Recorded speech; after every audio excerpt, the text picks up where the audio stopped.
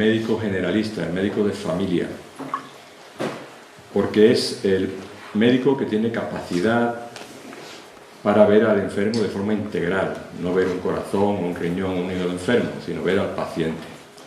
Y hoy tenemos la suerte de tener aquí con nosotros a un médico que ha hecho toda su labor asistencial como médico de familia. Es el doctor Jesús Blasco Bueno, a que le da hoy las gracias por colaborar con este ciclo y además de forma altruista, como ya nos tiene acostumbrado él. Voy a hacer una pequeña semblanza cortita para no aburriros. Nació en Gallur, en la provincia de Zaragoza, allí hizo sus estudios primarios, después pasó a un centro de Tarazona, al Colegio Sagrada Familia, creo recordar, donde hizo el bachiller. Estudió en la Universidad de Zaragoza, en la Facultad de Medicina, donde se licenció en la promoción 73-79. Durante ese periodo ya ahí se veía venir lo que él quería hacer. Fue alumno interno por oposición de anatomía, posteriormente de patología general y después de patología médica. En el año 79 le toca hacer el servicio militar obligatorio y viene a Algeciras, y aquí cumple con la patria y además ya trabaja en ambulatorio, tanto aquí como en la línea, creo recordar, y en centros privados también. En el año 87 se incorpora a uno de los sitios que yo creo y estoy convencido que todos los médicos deberíamos de pasar, por la sanidad rural.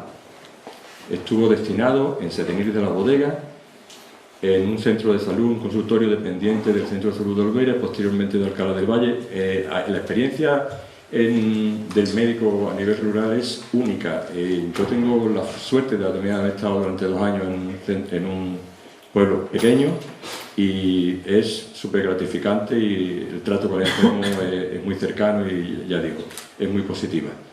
En el centro de salud colaboró porque fue en la eclosión de los centros de salud, en que el centro de salud se consolidara. Después pasó al centro de salud de Alcalá del Valle.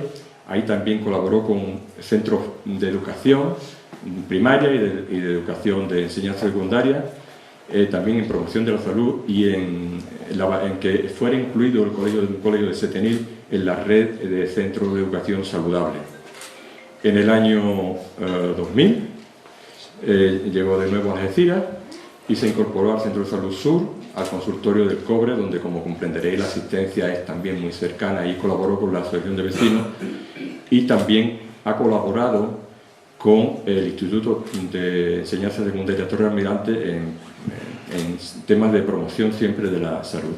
Ya lo conocéis mucho y no quiero aburriros más.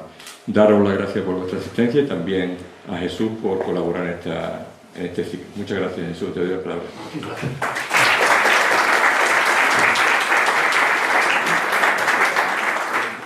Bueno, buenos días. En primer lugar, lógicamente, agradecer a EPA que me haya invitado a dar esta charla, a Carlos por sus amables palabras y a todos ustedes por dedicarme algo de su tiempo. Ya lo apuntaba Carlos, esto es una asociación de patrimonio. Cuando me planteé esto, cuando se planteó esta charla de prevención, patrimonio, en una asociación de patrimonio, ¿yo qué puedo contar? Pues lo que puedo hablar es del patrimonio que todos y cada uno de nosotros tenemos más próximo. Somos nosotros mismos, nuestra familia, nuestros amigos. Ese es nuestro patrimonio. Ese es el patrimonio fundamental a proteger, nuestras personas. A lo largo de la charla, como ven en esta primera diapositiva, me voy a aprovechar de ustedes y les pondré imágenes de las que he ido captando a lo largo de mis paseos, tanto urbanos como en la naturaleza. O sea, me aprovecharé de ustedes para contarles lo que ya conocen, cómo es Algeciras y cómo es su entorno. Los que me conocen, como apuntaba Carlos, saben de mi preocupación por la prevención. La visión que normalmente se tiene de la medicina y de los sanitarios es de aquellas personas que se dedican a curar enfermedades, solo a curar. Y esto es solo esa tarea la que tenemos. Es muy importante, pero hay otra tarea que también es muy importante, que es evitar la aparición de la enfermedad. Eso lo hicimos el año pasado en otra charla a través del aula de mayores Julia Traducta de la Universidad de Cádiz, en la que se habló de prevención en factores de riesgo. En ese caso era enfermedad. También esa charla se hizo luego en el CEPER Al Jazeera. Hoy vamos a centrarnos en otra forma de enfermar. La forma de enfermar, que son los accidentes que podemos tener y donde los podemos tener, que es donde pasamos más tiempo a lo largo de nuestra vida. Normalmente en el hogar es donde pasamos muchas horas con nuestros familiares, con nuestros amigos, y es el sitio en el que surgen más accidentes, como veremos luego con los datos que les daré. Las pautas que les doy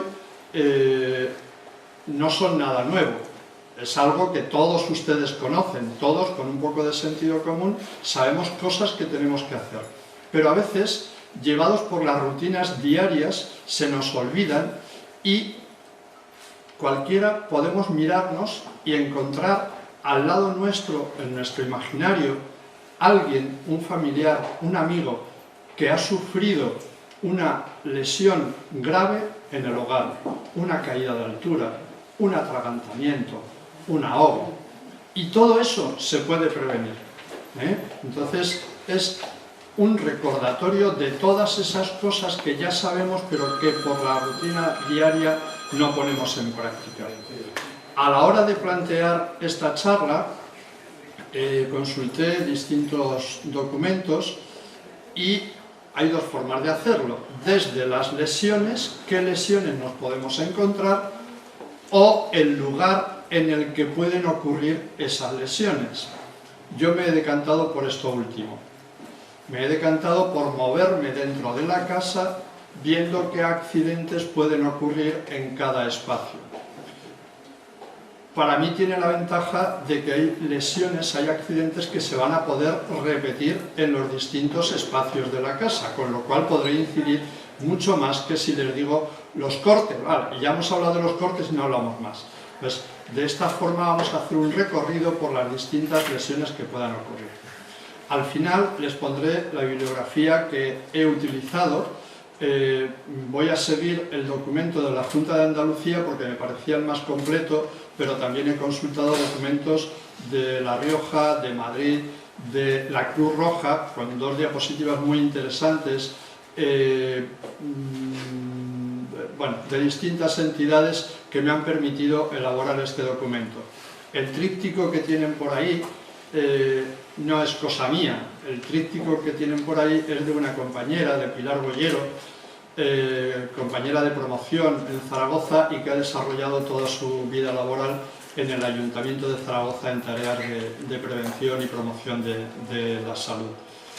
El esquema que vamos a seguir va a ser el que tienen ahora mismo en imagen. Empezaremos definiendo qué es un accidente y daremos algunos datos sobre los datos estadísticos sobre accidentes y luego iremos haciendo ese recorrido por el hogar según donde vayan ocurriendo los accidentes y iremos explicando los más frecuentes y cómo prevenirlos. Y al final haremos si da tiempo, haremos un repaso sobre recomendaciones generales y hablaremos algo de personas mayores y de niños, que suelen ser los que tienen los accidentes más graves y más frecuentes. La definición de accidente es bastante evidente, es un suceso no planeado y no deseado que provoca un daño, lesión u otra incidencia negativa en un sujeto. Lo que diferencia el accidente es la involuntariedad en la ocurrencia del mismo. Si hay voluntariedad se acabó el accidente, estamos hablando de otra cosa. Como dato, en Andalucía, cada año el Servicio Andaluz de Salud atiende 300.000 personas por accidentes ocurridos bien en el hogar, bien en el tiempo de ocio. Es decir, aquí no entran los accidentes de trabajo, solamente los del hogar y los del tiempo de ocio. Los accidentes constituyen la cuarta causa de mortalidad en España. Es la cuarta causa, por detrás de la primera, que es enfermedades cardiovasculares, el cáncer, que es la segunda, y las enfermedades respiratorias, que es la tercera. Luego, la importancia es muy grande, es la cuarta causa de mortalidad. La mitad de los accidentes, el 51,5%, se producen en el hogar, y las víctimas más frecuentes son los que pasan más tiempo en el hogar o los que tienen menos defensas, personas mayores, niños y mujeres. En relación con las personas mayores hay que tener en cuenta que la disminución de los reflejos, la disminución de la agudeza visual, la disminución de la agudeza auditiva, las limitaciones en la movilidad, todo eso va a favorecer que las personas mayores tengan o tengamos más accidentes y que estos sean más graves. El 30% de las personas mayores de 65 años van a tener al menos una caída al año. Si hablamos de personas institucionalizadas, de las que están en residencias, el porcentaje se eleva al 50%. El 2% de estas personas mayores de 65 años van a tener una fractura de cadera al año. El 5% tendrán una fractura de cualquier otro hueso y el 50% tendrán cualquier otro tipo de lesiones. Como ven, los datos son lo suficientemente importantes como para que invirtamos un poco de tiempo en prevenir la ocurrencia de estos accidentes. Les decía antes que iba a utilizar diapositivas o documentos de Cruz Roja. Este es uno de ellos, un acrónimo, ABA. Advertir de los riesgos que tengamos en el hogar, valorar los posibles peligros que generan esos riesgos y adoptar una postura proactiva de intentar corregir esos posibles riesgos. Es muy importante ante un hogar el adoptar mediante este acrónimo ABA, advertir, valorar y adoptar medidas proactivas de corrección de esos riesgos. La siguiente diapositiva, conductas PAS, yo le llamo serenidad a esto. Esta no es solamente para la población general. La conducta PAS está incluida en todos los documentos de urgencias y emergencias a nivel sanitario. Es fundamental proteger, avisar y socorrer. Y en ese orden, además, es fundamental que ante una situación de emergencia, lo primero que hagamos sea proteger. ¿Proteger qué? Proteger al accidentado, bueno, pero también proteger a los que le van a prestar auxilio. Imagínense una situación de una persona que está sufriendo una electrocución, está sufriendo una descarga eléctrica. Instintivamente iríamos a cogerlo para quitarlo de donde está y tendríamos dos accidentados, porque la corriente pasaría de él a nosotros. Proteger significa que lo primero que hago es desconectar la corriente, después ya le ayudaré. Y si tiene una parada, pues ¿iniciaré las medidas de resucitación? Pues tampoco. Me pasaré al siguiente punto.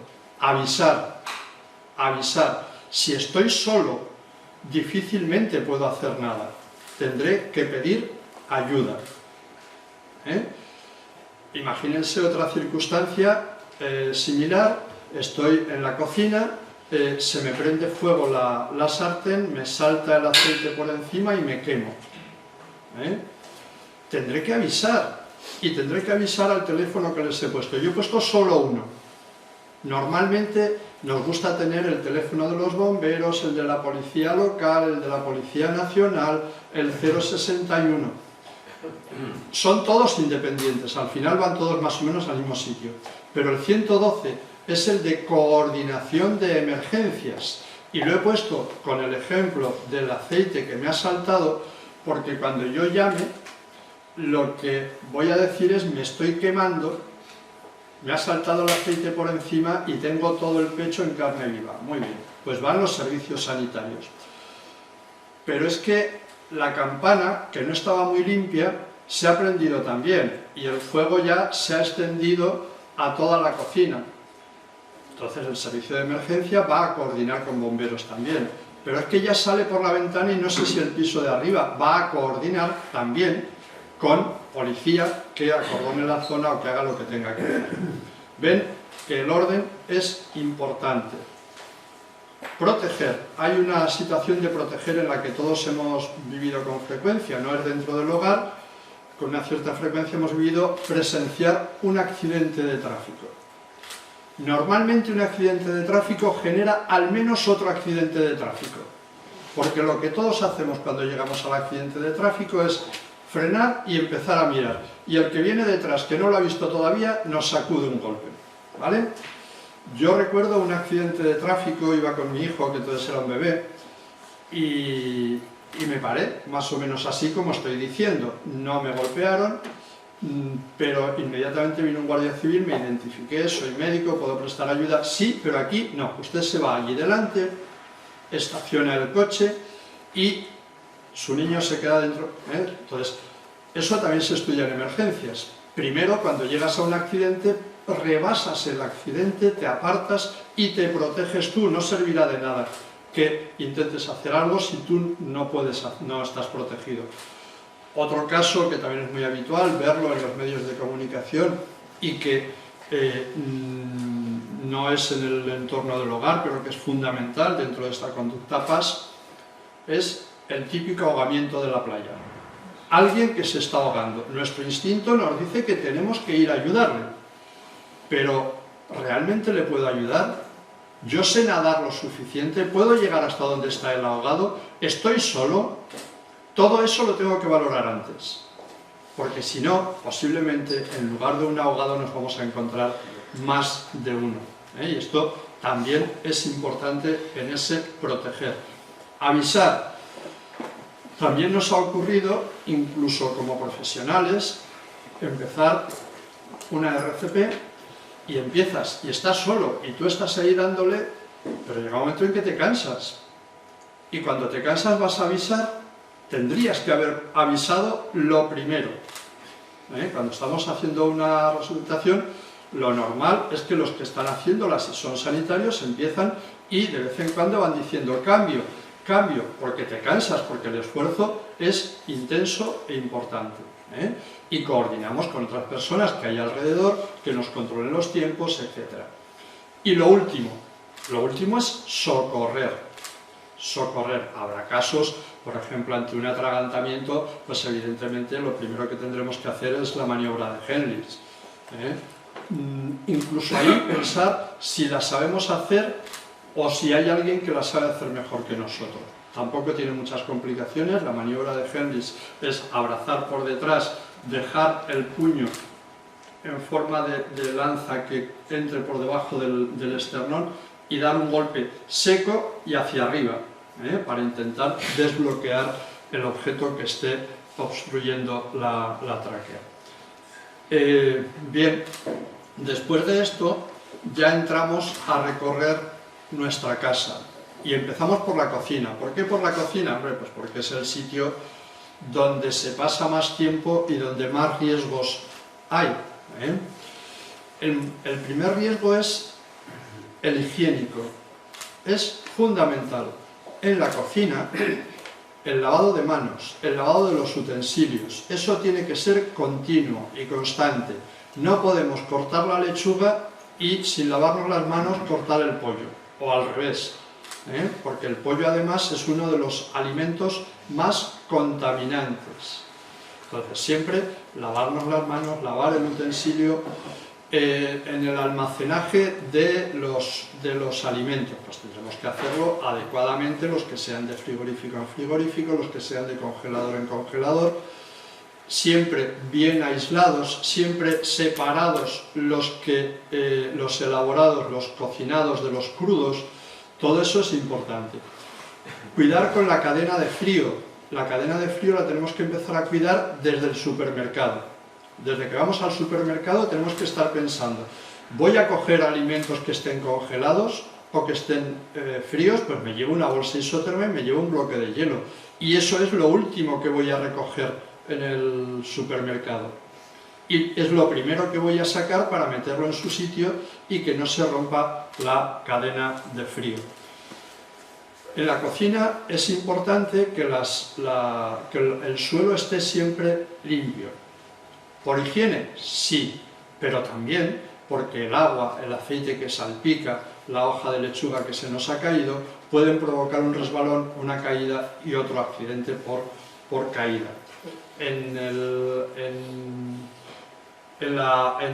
Al cocinar es importante, me lo apuntaba antes Pilar, que nos protejamos del exceso de calor, que protejamos la ropa que llevamos, no utilizar ropas acrílicas, ropas sintéticas, no utilizar mangas amplias que puedan prenderse fuego con lo que estamos, con el fuego en el que estamos trabajando. En el horno, pues igual, los anillos, los elementos metálicos transmiten muy bien el calor. Entonces los anillos, las pulseras, todo eso va a transmitir, puede provocar quemaduras. Utilizar recipientes de base amplia, utilizar siempre los fuegos más pegados a la pared, más alejados del exterior y con los mangos hacia adentro. Si es posible que los mangos sean, que sean refractarios o que no transmitan mucho el calor. Si vamos a manipular algún utensilio que transmita el calor, pues hacerlo con manoplas. No llenar en exceso ni mover en exceso recipientes llenos de líquidos calientes. Tener mucho cuidado que no haya nadie, que no haya alguna cosa en la que nos podamos resbalar, etc. Al freír y al no freír, tener siempre a mano una tapadera.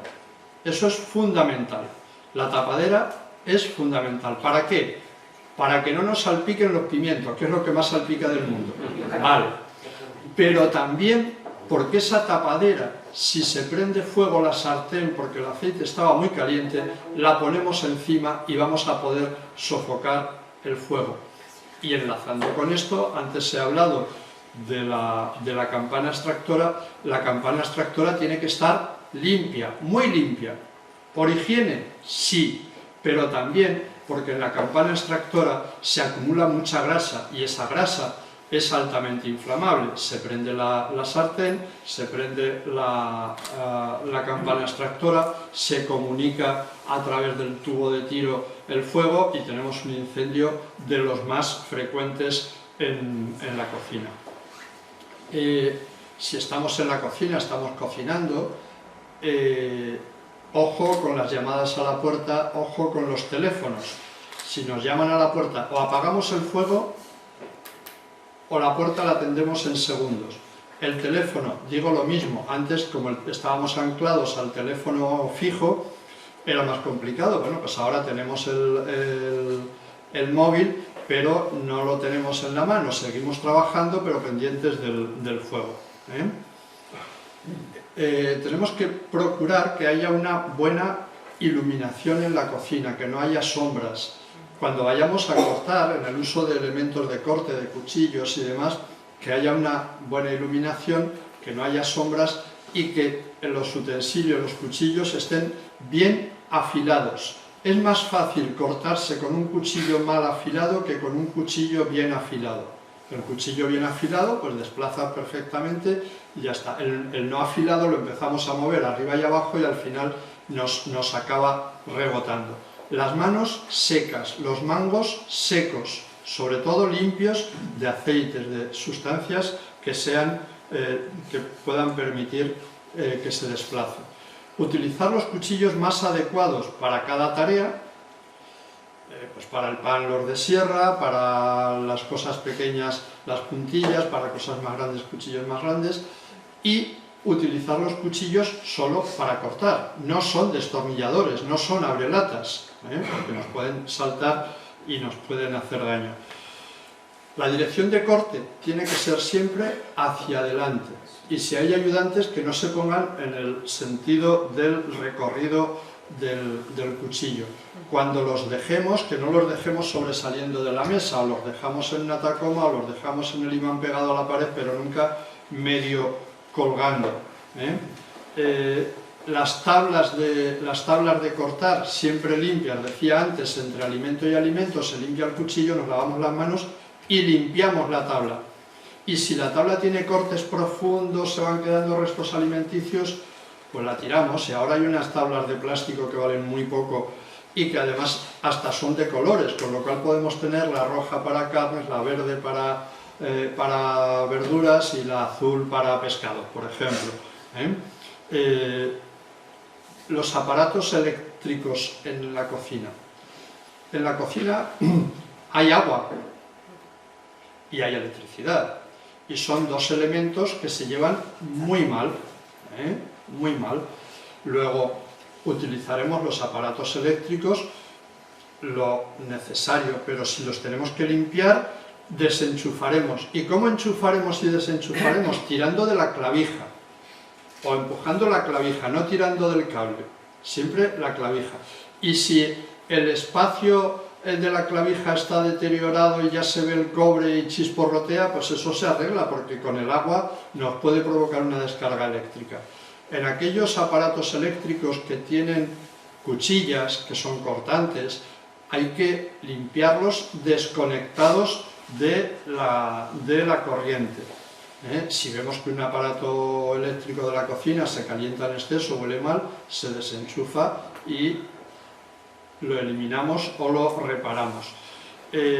No colocar aparatos eléctricos sobre recipientes con líquidos, o al revés, recipientes con líquidos sobre aparatos eléctricos que no estén bien asegurados. En el fuego eléctrico es fundamental no utilizar agua. Nunca se utiliza agua. Igual que en la sartén tampoco se utiliza agua, se pone la tapadera como he dicho antes, y si aún así no se apaga podemos mojar un paño, escurrirlo muy bien y ponerlo encima, pero no directamente agua. Y luego no estaría de más que en la cocina tuviésemos, o al menos en el domicilio, un extintor de los de polvo químico, de los de tipo A, B o C, que sirven para, prácticamente son universales para todo tipo de incendios. Y otra cosa, en los incendios de la cocina que he dicho, de la campana, de la encimera, de tal, una de las primeras cosas que tenemos que hacer es desconectar la corriente eléctrica. Eso es de lo primero que tenemos que hacer. En cuanto a la limpieza de la cocina, ya lo apunté antes, el suelo tiene que estar limpio para evitar resbalones, despejado de cables, de cosas sueltas por el suelo con las que podamos tropezar. Los elementos de limpieza, las lejías, amoníacos, etcétera, deberían de guardarse en un armario específico, siempre en su envase original, no esto de que me queda un poco de lejía, la paso a la botellita de agua y así me ocupa menos espacio. No, porque corremos el riesgo de que alguien ingiera esa lejía y tenga una causticación, una quemadura en su tubo digestivo. En cuanto a esas causticaciones, si la presenciamos, si la vemos, ¿qué es lo que tenemos que hacer? Siempre hemos oído, pues se le da leche, tenemos que parar, lo que dijimos antes, serenidad, parar. ¿Tiene signos de náusea, parece que va a vomitar? No hago nada, porque el cáustico va a quemar cuando entra y va a quemar cuando sale. Luego, si tiene signos de náusea, de que puede vomitar, me pongo en contacto con los servicios de emergencia y ellos me dirán. Si parece que no hay signos de náusea, signos de vómito, le puedo dar leche y le puedo dar agua. Pero primero, valorar si hay riesgo de náusea. No mezclar nunca lejía y amoníaco. Somos muy dados a utilizar grandes cantidades de lejía. La lejía desinfecta con mínimas cantidades, mínimas, con muy poquito está desinfectando. Y sobre todo mezclar distintos tipos de cosas de limpieza puede ser nefasto. La lejía y el amoníaco liberan gases que queman las vías respiratorias. Nos podemos encontrar con un broncoespasmo con mucha facilidad. No almacenar los productos químicos donde haya una fuente de calor. No los podemos dejar cerca de fuente de calor porque muchos de ellos o llevan alcoholes o son potencialmente explosivos o evaporan con calor. En la cocina almacenamos muchísimas cosas y cada vez es más grande. Cada vez los armarios están más altos y nosotros cada vez somos más chicos. Entonces, procurar guardar las cosas a alturas que nos permita cogerlas con facilidad. Y si las dejamos en alto, siempre utilizar una escalera que nos permita acceder con facilidad. Una escalera que además debe de tener por detrás un respaldo al que nos podamos agarrar cuando subimos. Y trabajar en vertical. No subo y ahora me inclino para un lado, me inclino para otro. Eso va a hacer que me pueda caer igual que si subiera una silla o una mesa, que es lo que no debemos hacer. No obstruir los respiraderos de las cocinas. Normalmente en las cocinas suele haber unos agujeros de respiración para que los gases puedan salir. Normalmente hay abajo y hay arriba. De momento en España no se exige, no sé si en algún ayuntamiento lo exigirá ya, pero en otros países es obligatorio el disponer de detectores de humos, detectores de incendios. Bueno, si nos lo exigen, recordar que es una buena cosa. He dicho antes sobre los productos químicos y el almacenamiento. Hay un producto que no es químico, o unos productos que no son químicos, pero que son potencialmente explosivos y que no deberían de guardarse al lado de fuentes de calor. El café molido, la harina y el cacao. No los debemos de dejar próximos a fuentes de calor.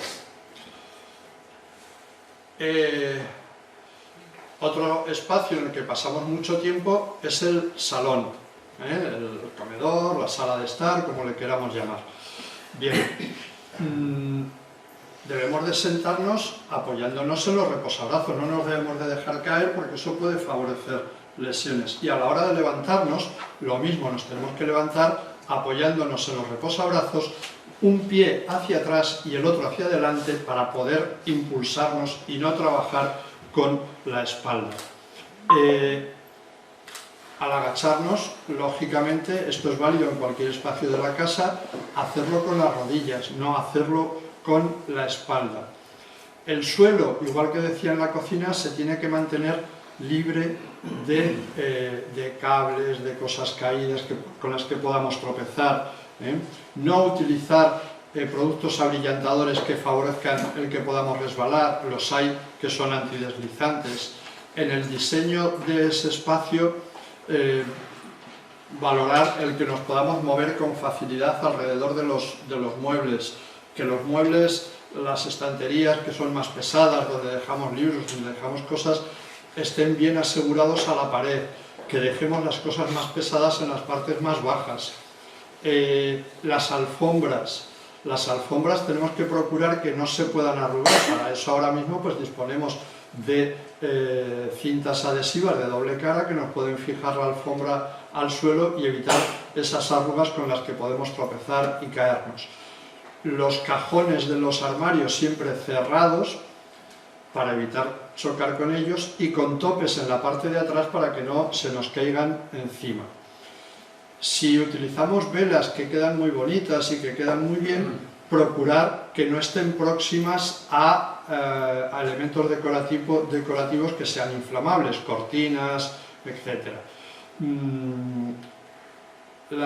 Vivimos en una zona en la que no hace mucho frío y por lo tanto no es muy habitual el que tengamos calefacciones centrales. Nos conformamos con un braserito que nos calienta y con las falditas del brasero, con eso pasamos el invierno de maravilla. Los braseros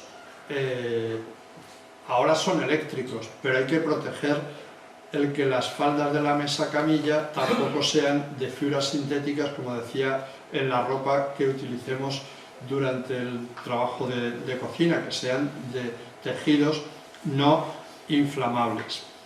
Si utilizamos braseros de carbón, ya no es habitual, pero sí que en Setenil, como decía antes Carlos, lo habitual es que fueran de carbón.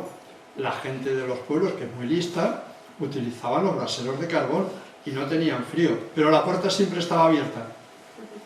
La puerta abierta, fundamental. ¿Quiénes se intoxican por carbón en los pueblos? Los que van a pasar el fin de semana. Qué bonito, yo me acuerdo que mi abuelo ponía el brasero y con eso no tenías nada de frío. Y ponen el brasero, cierran todo y a la mañana siguiente tenemos unos cuantos que están lejos. Bien, en ese espacio, igual que en cualquier otro espacio de la casa, procurar que no haya muebles, sillones, etcétera, cerca de las ventanas o de las terrazas a las que los niños se puedan subir con facilidad y puedan sufrir caídas. Controlar también que las plantas que tengamos dentro de la casa no sean tóxicas ni para las personas ni para las mascotas que pudiéramos tener. Ahora todos tenemos un montón de aparatos, la televisión, los decodificadores, el DVD, entonces cuando compramos la casa tenía un enchufe y ahora todo va a ese enchufe. Bueno, pues buscar la forma de que eso no ocurra, porque podemos sobrecargar esa red, provocar incendios. En la cocina, se me ha olvidado decirlo, pero es lo mismo, sobre todo los aparatos de potencia, el lavavajillas, la lavadora, la placa, deben de tener cada uno su enchufe individual y además deben de ser de potencia y conectados al cuadro, que sepamos cuál es cuál. En la televisión, pues mantener una distancia adecuada entre la televisión y nosotros, no tener una televisión enorme y estar pegados, o al revés, una televisión pequeñita y estar muy alejados, procurar que no tenga brillo. Si hay personas mayores con tendencia al sueño y además fuman, pues mucho cuidado, porque después de comer la siestecita, la cabezada y con el cigarrito es muy peligroso. Durante la comida, masticar muy bien, y si tenemos dificultades para tragar, incluso en el plato cortar en trocitos más pequeños para evitar el atragantamiento.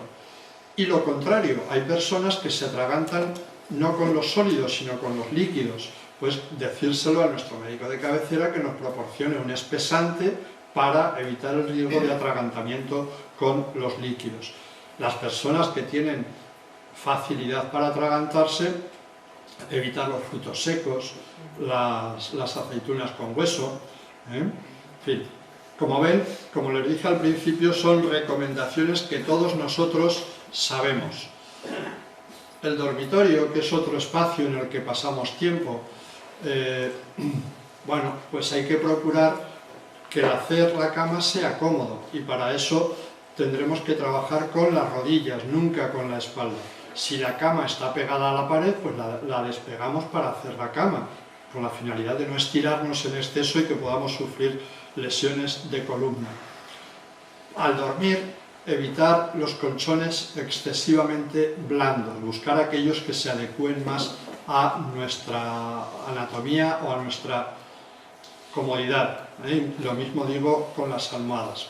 La posición ideal para dormir sería en decúbito lateral, sería de lado, preferentemente sobre el lado izquierdo. Con eso evitaremos el reflujo gastroesofágico y favoreceremos también la circulación de retorno que pasa por el hígado, la circulación portal. En el dormitorio, no dormir con estufas, y sobre todo con estufas como la que tienen en la diapositiva, que consuman oxígeno. Para dormir debe de ser suficiente con la ropa de cama que tengamos. Entonces las estufas dentro del dormitorio para dormir nunca, pero si la tenemos que poner porque hace frío durante el día y pasamos tiempo allí, alejada de elementos que se puedan prender fuego, cortinas, colchas, etc. Las mantas eléctricas tampoco las debemos de dejar enchufadas. Si tenemos mucho frío y necesitamos una manta eléctrica, la ponemos, calentamos la cama y la desenchufamos al tiempo de acostarnos. A la hora de guardar cosas, igual que dije en la cocina, los saltillos, pues los saltillos, ahí es donde dejamos la ropa de verano, la ropa de invierno, nos subimos siempre con escalera, nunca utilizando sillas, banquetas, etc. Siempre con escalera. Como ven, esa escalera pues tiene un respaldo hacia arriba en el que nos podamos sujetar. Y si tenemos que manejar objetos voluminosos, pedir ayuda a otras personas para que nos ayuden a hacerlo con más comodidad. He puesto los canapés, que es una manía mía, porque los canapés los carga el diablo.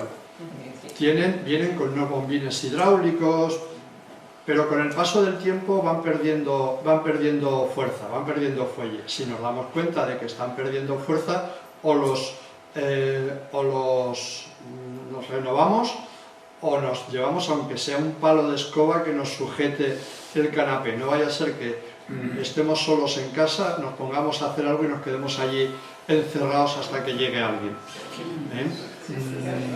Comprobar en la cocina que los espejos, las estanterías, todo esto esté bien asegurado a la pared, sobre todo si tenemos encima de la cabecera de la cama pues una estantería con libros o algo, asegurarnos de que esté bien sujeta.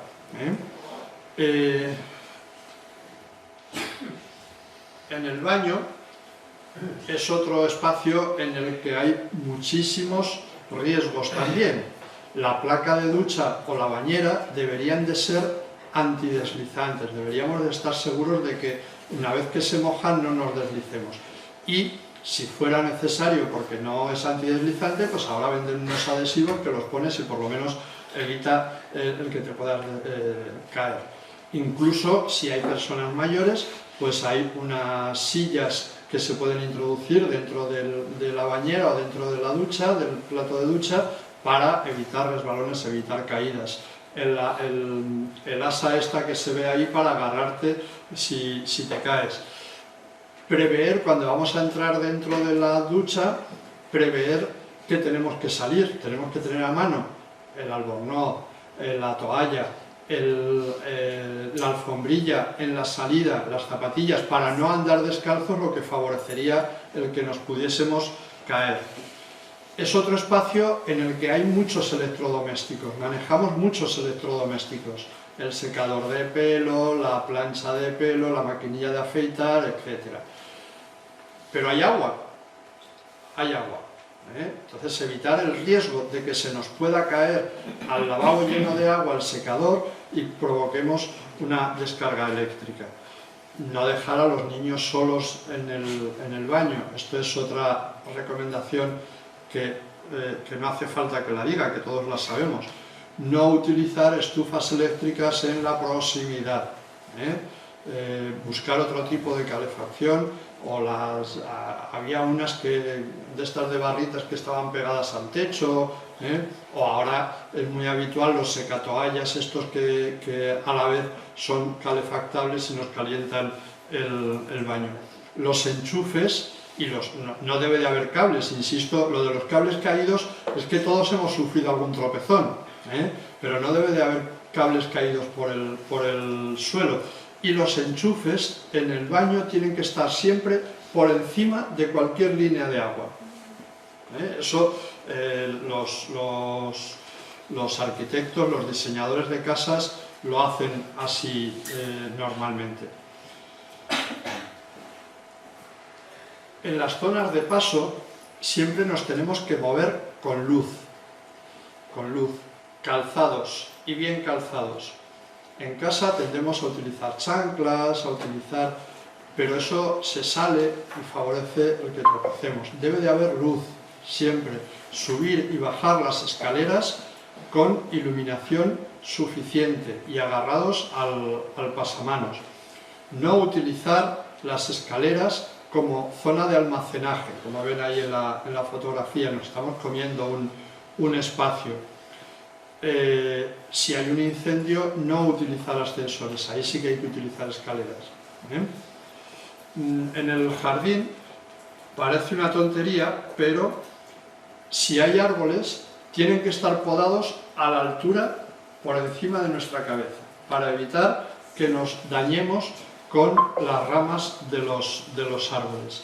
Los productos de jardinería, abonos, herbicidas, etcétera, deben de estar guardados, igual que los de limpieza en la cocina, en sus recipientes originales y lejos de niños o de usos accidentales. Los cortacésped, podadoras, etcétera, desconectados de la corriente. Y si hay pozo, debe de estar cerrado con llave, no debe de ser practicable. En la cocina, en la piscina, ya me pierdo con tantos espacios. La piscina tiene que estar cerrada a la entrada accidental, tanto en invierno como en verano.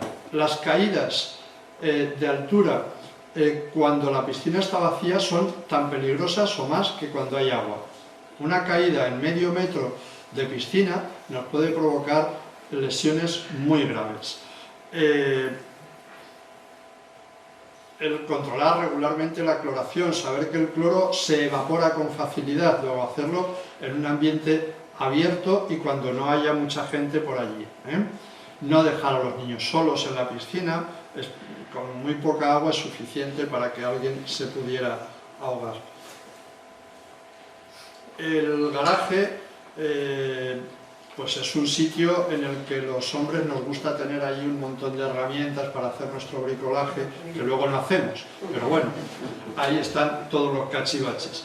Procurar mantenerlo limpio, que las cosas estén adheridas a la pared, que estén las estanterías bien sujetas, dejar las cosas pesadas en la parte inferior, que esté ventilado, ordenado.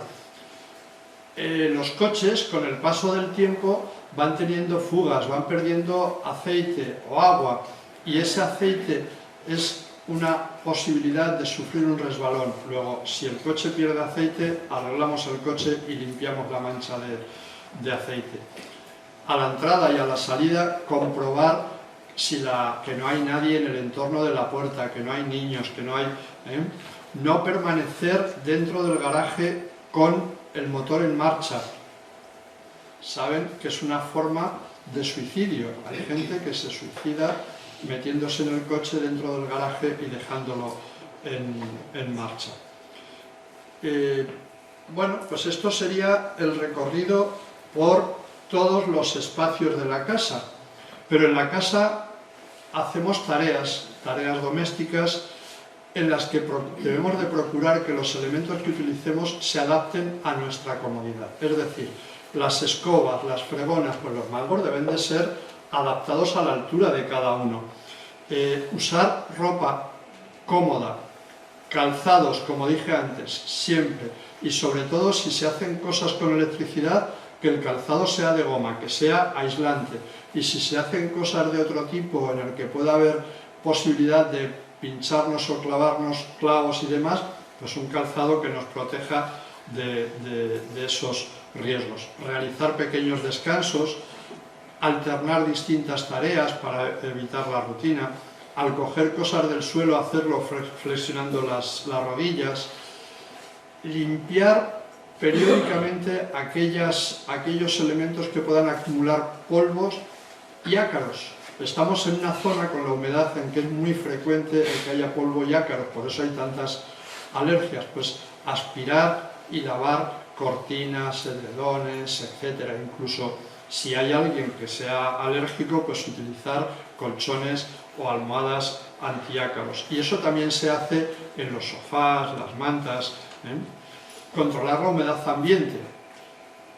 Hay aparatos ahora que nos permiten que haya más humedad o que haya menos humedad, provocarla o quitarla. La pintura, pues si vamos a pintar, procurar que esté todo bien ventilado, utilizar pinturas al agua, y no permanecer durante mucho tiempo en una habitación en la que hayamos pintado para evitar, para no inhalar los gases tóxicos. En la plancha, las tablas de planchar se regulan en altura, pues ponerla a la altura de la cadera para que sea cómodo. Comprobar que las conexiones de la plancha, las conexiones eléctricas, no estén peladas, no estén al aire los cables, y si es así, pues cambiarla, arreglarla. La plancha la depositamos, lo que decía antes del teléfono, de la llamada a la puerta, pues la depositamos siempre sobre una superficie ignífuga. El uso de ordenadores ya se ha convertido en una herramienta común en todas las casas, incluso en la cocina tenemos el ordenador con las recetas para ver. Bueno, pues el ordenador no se usa como la chica que tenemos ahí, sentados, caderas en ángulo recto, rodillas en ángulo recto y si hace falta reposapiés. Y la línea de los ojos debe de pasar justo por encima de la pantalla del ordenador. Esa sería la postura más cómoda. Procurar que no nos haga brillos, que no nos reflejen luces. La luz, si es posible, que entre por la izquierda. Y bueno, pues eso en cuanto a los cuidados. Y en cuanto al bricolaje, utilizar las herramientas más adecuadas para cada uso, para cada necesidad. No llevar elementos puntiagudos, tijeras, destornilladores, etcétera, por los bolsillos, porque en una caída un destornillador puede ser un arma letal. En las manipulaciones de electricidad, cambio de bombilla. Bueno, pues si tengo que cambiar la bombilla tendré que comprobar que no hay corriente. Y si no lo sé porque ya está fundida, pues corto la corriente general y me subo a una escalera. No lo hago desde una silla. Como he dicho antes, calzados a ser posible con un zapato aislante y procurar tener todo lo que necesitemos al alcance de la mano. Voy a hacer una breve referencia al botiquín porque tendemos a almacenar en la visita domiciliaria, cuando vas a las casas y preguntas, ¿tiene algún medicamento? Te sacan auténticos cajones con multitud de medicamentos, la mayoría caducados o la mayoría que ya no saben para qué sirven. Luego, la recomendación sería no acumular medicamentos en casa. Una vez que se acaba el tratamiento, se lleva al punto sigre de la farmacia, se deposita ahí, porque los medicamentos no se pueden tirar a la basura. Los medicamentos son altamente contaminantes. Deben de eliminarse adecuadamente. Y eso es el punto sigre de la farmacia. Solamente debemos de conservar en casa aquellos fármacos que nos ha prescrito el médico y que para muchos de nosotros ya son para toda la vida. Bueno, pues eso los tenemos que tener y reponer periódicamente. En los demás, yo creo que con que haya paracetamol de 650 e ibuprofeno de 400 es suficiente. Cualquier otra cosa que necesitemos más debería de ser bajo prescripción médica. Con esos dos fármacos es suficiente. Salvo, como digo, los que tengamos que tomar por necesidades de nuestras enfermedades. Los medicamentos se guardan en lugar fresco, seco, conservando siempre el envase original con las instrucciones para tener la fecha de caducidad. Si algún miembro de la familia es alérgico a algún medicamento, todos deberían de saberlo e incluso debería de figurar en el mismo botiquín, para que no haya dudas. Hay situaciones, por ejemplo, pues yo he recomendado a veces, porque hay un epiléptico en la familia, pues que haya la ampollita de este Solid que esté pegada en primer plano y que todo el mundo sepa cómo utilizarlo. O si hay un diabético, pues tener el glucagón preparado para... normalmente lo saben identificar, cuando hay un diabético en un domicilio lo saben identificar y ellos saben corregir. Pero bueno, esas serían las recomendaciones generales. Y en cuanto a lo que tiene que haber, pues tampoco tiene que haber muchas cosas. Con un bote de suero fisiológico para un lavado de una herida y demás es suficiente. Y si no hay, no pasa nada. Agua y jabón. Agua y jabón. Con eso tenemos resuelto. Y luego un antiséptico. Ya saben que el mercurio, la mercromina famosa que Pepe vendía en su día, eso está prohibido. El mercurio ya no se puede utilizar porque es un metal pesado que es muy tóxico para el medio ambiente. Entonces, la povidona yodada, suficiente. Algodón no se debe de tener, porque el algodón suelta muchas pelusas y se queda adherido a la herida. Las gasas es suficiente. He puesto el bote de gasa, que ya no viene así, porque además este bote traía 100 gasas de 5×5, las utilizábamos un día y ahí se quedaban, y a los 5 años, cuando íbamos a coger el bote, aquello estaba más negro que... Ahora, gracias a Dios, vienen en envases, en blister de 5 y siguen estando estériles. Si se producen quemaduras, muy importante, lo de las quemaduras es muy importante. En las quemaduras la tendencia es la pasta de dientes. No. En una quemadura, lo primero, meter la parte quemada debajo del agua, bajar la temperatura. Y eso lo hacemos echándole agua por encima. Si la quemadura es extensa, dejaremos un paño húmedo por encima, no retiraremos la ropa, nunca retirar la ropa, sobre todo si son ropas, como he dicho antes en la cocina, sintéticas, porque eso se va a pegar. Y cuando levantemos la ropa nos vamos a llevar la piel. Y en las quemaduras lo más grave no es la profundidad de la quemadura, lo más grave es la extensión de la quemadura. Nos estamos quitando lo que nos recubre, la piel, y por ahí va a venir la gravedad. Luego nosotros nos limitaremos, si es grande, a enfriar, cubrir con un paño limpio y húmedo hasta que los servicios sanitarios hagan lo que estimen oportuno. He dicho gasas, tener esparadrapo, tiritas de distintas medidas, de distintos tamaños, sería suficiente, una tijera de punta redonda, unas pinzas de acero inoxidable para pequeñas púas, pequeñas cosas, y por lo demás, pues la linterna sin pilas. La linterna se guarda con las pilas al lado, no dentro de la linterna, porque si no está consumiendo y cuando la vayamos a utilizar no vale. El termómetro. Ahora con los termómetros estos de infrarrojos es más que suficiente. No hay contacto y podemos medir la temperatura. Hombre, es que en casa me dio 37,8 y ahora con este otro me da 38,4. Me es igual. Si la temperatura es una orientación, no es algo exacto. Es eso que en todos los medios de comunicación nos dicen constantes estables. Las constantes, cuando nos hablan de tensión, temperatura, pulso, no son constantes, son variables. Son variables, depende del momento. Bien, pues un termómetro de este tipo es suficiente.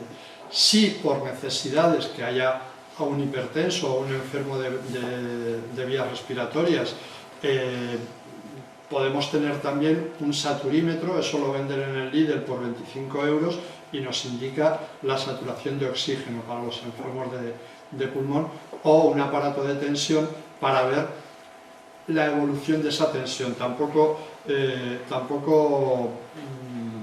obsesionarnos con la tensión, sino más bien con la tendencia de esa tensión. No podría faltar. Como ya vamos con el recordatorio, vamos a hacer un pequeño recordatorio, como les dije antes, para las personas mayores tener en cuenta lo que dije al principio: disminución de reflejos, de agudeza auditiva, visual, pero eso no convierte a las personas mayores en inútiles. Debemos de aspirar a un envejecimiento activo. Envejecimiento activo es que sigamos teniendo actividad física, que sigamos teniendo actividad mental, y eso es lo que tenemos que hacer. Pero además tenemos que procurar adecuar el domicilio para las necesidades que haya en cada momento. A veces será necesario poner un salvaescaleras o ampliar puertas para utilizar una silla de ruedas, o adaptar el baño poniendo un plato de ducha con un soporte, en fin, lo que sea necesario. En el caso de que haya niños pequeños, pues lo que ya hemos dicho, los materiales de limpieza, poner protectores de enchufe, prestar especial atención a las caídas de altura, ventanas, terrazas, etcétera. Cuando estemos cocinando, que no los tengamos alrededor dando vueltas, En la cocina que esté todo ordenado, lo de los fuegos que dijimos antes, todo eso es importante, ya lo he dicho y creo que no es necesario insistir más. Sí que en caso de incendio es importantísimo cerrar puertas. La habitación en la que estemos, una vez cerrada la puerta, podemos abrir ventanas para hacernos ver. En el suelo de la puerta poner paños húmedos para que no entre humo. Y si nos tenemos que mover, hacerlo lo más pegados al suelo posible, desconectar corriente eléctrica y gas y poco más. Yo creo que con esto hemos hecho un recorrido por las distintas situaciones que les puedan ser de interés. Esta es la bibliografía que he utilizado y este es mi amanecer de muchos días, con las fotografías que veíamos antes. Yo lo que quiero es seguir disfrutando de este amanecer durante mucho tiempo y con todos ustedes. Así que muchas gracias por su atención.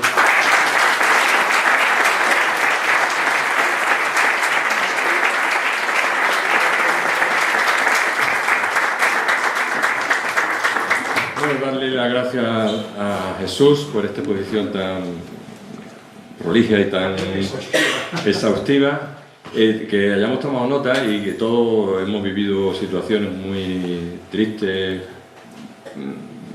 por no haber tomado medidas muy sencillas en muchos casos. Si hay alguien que tenga alguna pregunta, a ver, Jesús. Alejandro. Jesús, magnífica la charla. Hay una cosa que lo he visto en varios manuales y siempre me ha parecido una recomendación bastante positiva. Como el número de accidentes en el hogar, sobre todo en las personas mayores, el accidente principal son las caídas y el sitio principal de las caídas son los cuartos de baño, que es el sitio más peligroso de la casa. Siempre hay una recomendación que es que se eviten poner pestillos en las puertas. Sí, perdón, lo tenía y no lo he dicho. Tienes razón. Las puertas, Alejandro, perfecto. Las puertas de las habitaciones, no es igual el baño o cualquiera. Claro, estamos en nuestro domicilio. Debemos de preservar la intimidad, por supuesto, pero todas las puertas deben de ser practicables desde fuera. Los pestillos estos tipo cerrojo deben de estar proscritos. Gracias porque me lo he saltado. La verdad es que el tema da para mucha charla, es imposible que no se pase algo. O sea que... ¿Alguna pregunta más? ¿Otra? Sí, Alejandro. No, otro comentario también, que eso simplemente viendo la casuística. Hay un adorno que a mí me da pavor, que son los Papá Noel colgados de la ventana.